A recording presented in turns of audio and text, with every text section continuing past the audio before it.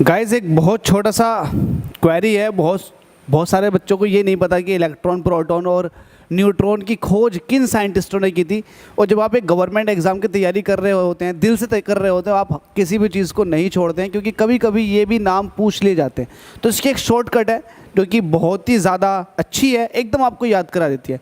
इस शॉर्टकट का नाम है ईंट पर नाच। ईंट पर नाच, ये भी हमने अपने गुरुजी से सीखी थी।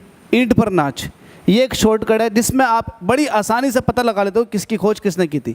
अगर बात करें ईंट की, तो ये इलेक्ट्रॉन है, और इलेक्ट्रॉन की खोज जो है वो है थॉमसन को। एक्चुअल में हिंदी में इसे थॉमसन, वैसे थॉमसन है इनका नाम, तो ये लिख देता हूँ यहाँ को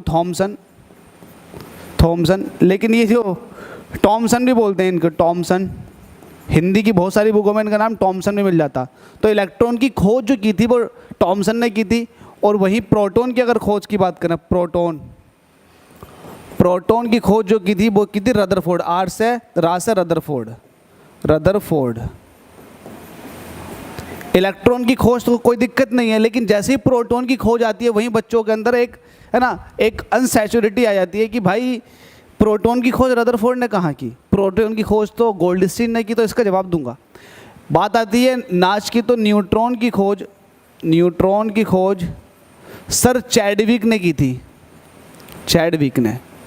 तो इसमें बड़ी आसानी से आप समझ सकते हैं इलेक्ट्रॉन, प्रोटॉन और न्यूट्रॉन की खोज का। सवाल आता है प्रोटॉन की खोज पर। प्रोटॉन की खोज किसने की? क्या रदरफोर्ड ने की, क्या गोल्डस्टीन ने की? इंपॉर्टेंट चीज़ है और इसको समझ लो भाई आप। एक्चुअल में अगर बात करेंगे कि पॉजिटिव चार्ज पार्टिकल, जिसको आपने प्रोटॉन कहा, गोल्डस्टीन ने जब एक्सपेरिमेंट किया था कैनाल रेस का, कौन सा? कैनाल रेस का, है ना, धनात्मक किरणों का जब एक्सपेरिमेंट कर रहे थे, तो उन्हें ये पता लगा कि धनात्मक किरणें जो होती हैं एक्चुअल में ये हाइड्रोजन के नाभिक से मिलकर बनी हुई होती हैं। और हाइड्रोजन के नाभिक से, अब नाभिक से मिलकर बनी हुई होती है हाइड्रोजन का नाभिक।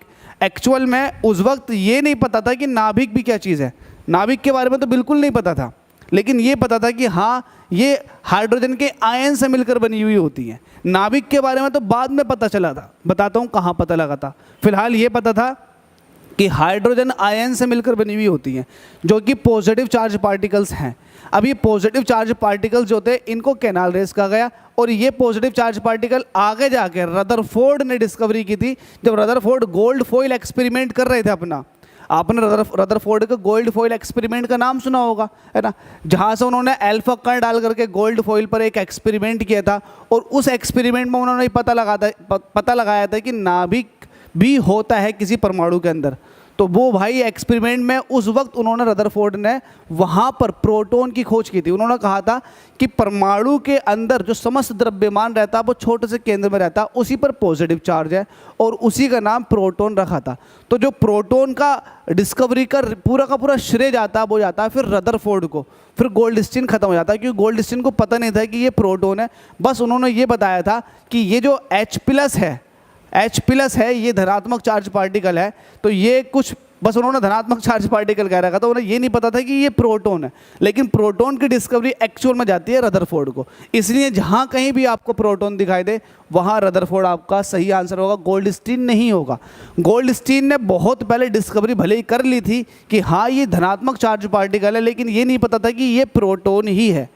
इस चीज़ का नहीं पता था जब अपना कैनाल रेस एक्सपेरिमेंट परफॉर्म कर रहे थे। तो ये बाद में पता लगा आकर के, है ना, ये रदरफोर्ड के एक्सपेरिमेंट में। उस वक्त ये भी नहीं पता था कि न्यूक्लियस भी होता है।